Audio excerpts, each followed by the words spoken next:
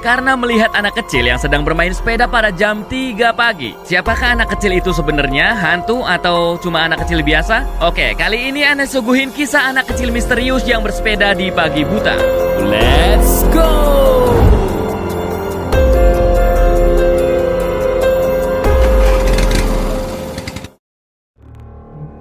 Pada akhir tahun 2020 lalu, sekelompok pemuda dari Malaysia tak sengaja merekam sebuah kejadian yang sangat membingungkan banyak orang, sob. Nah, saat mereka sedang melewati sebuah jalan di Kampung Pasir Putih Putatan, Malaysia, salah satu dari mereka tak sengaja ngeliat anak kecil kira-kira berusia 5 tahunan, sob, yang sedang bermain sepeda sendirian. Ya, dini hari, ya tepatnya jam 3 pagi, sob. Yang artinya sangat aneh kalau ada anak kecil yang keluyuran sendirian di jam itu. Nah, kira-kira siapa si bocil itu? Apakah hantu atau bocil biasa? Dan apa yang terjadi selanjutnya? Mari kita lihat video lengkapnya.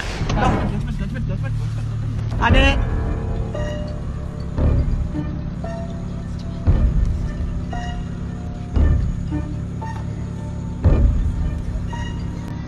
Hah? Adek, hei, kalau kau manusia kau berhenti.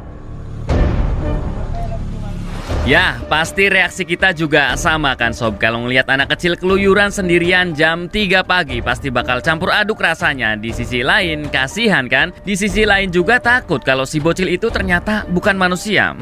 Oke, di tengah perasaan yang sedang campur aduk, mereka pun mencoba untuk bertanya lebih dahulu ke anak kecil itu. Namun, sepertinya anak kecil itu tidak dapat merespon. Oleh karena itu, awalnya mereka semua mengira kalau itu adalah, anak kecil itu adalah hantu, sob. Sebab anak kecil mana gitu yang berani keluyuran sendirian jam 3 pagi. Kemudian akhirnya mereka pun memutuskan untuk melaporkan saja hal itu ke kantor kepolisian terdekat.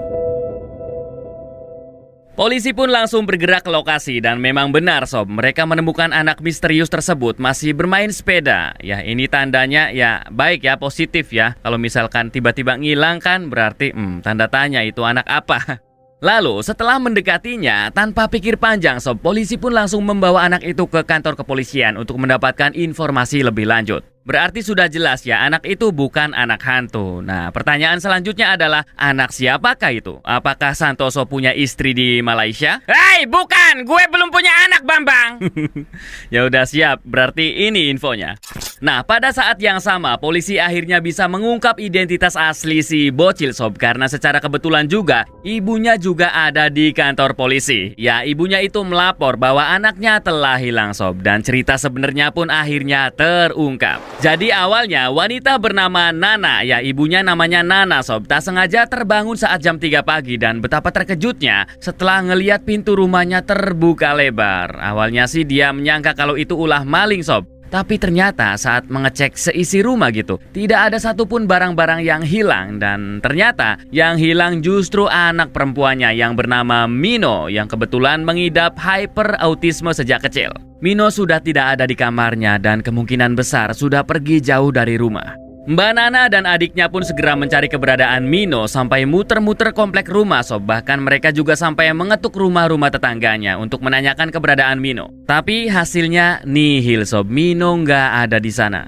Ya, karena khawatir anaknya pergi ke tempat yang tidak-tidak dan itu dini hari juga ya, sob, jam 3 pagi, sob. Mbak Nana pun ke kantor polisi untuk melaporkan kehilangan si Mino. Dan seperti sudah menjadi garis takdir mereka saat Mbak Nana sedang memberikan penjelasan terkait anaknya yang hilang, petugas polisi bersama 3 pria tak dikenal datang bersama Mino. Ya, akhirnya sob, Mbak Nana pun langsung memeluk anaknya yang telah hilang itu. Akhirnya mereka pun bisa berkumpul kembali ya dan pulang ke rumah.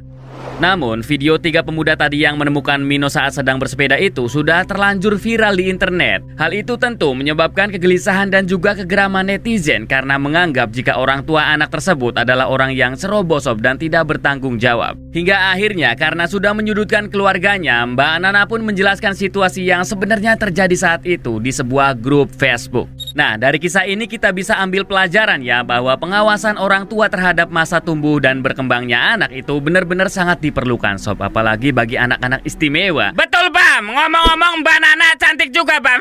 Oh, mulai. Tadi diomong bapaknya nggak ngaku, sekarang muji-muji Mbak Nana cantik. Mino, izinkan kakak Tosa menjadi ayah tirimu. Udah telat. Ya, apalagi bagi anak-anak istimewa ya sob. Kunci jangan ngegantung terus di pintunya. Kalau misalkan ada gerbang ya syukur-syukur digembok gitu. Jangan sampai terjadi seperti ini. Sebab masa kanak-kanak itu adalah masa yang penuh dengan rasa penasaran, ya kan? Sehingga jika tidak diawasi dengan baik, maka rasa penasaran yang dimiliki si anak tidak memiliki batas yang wajar. Nah, gimana sob? Itulah kisah anak kecil misterius yang bersepeda di pagi buta versi Warung Sobat. Biar saya lebih semangat, silakan share video ini ke media sosial kalian. Bye-bye, coy.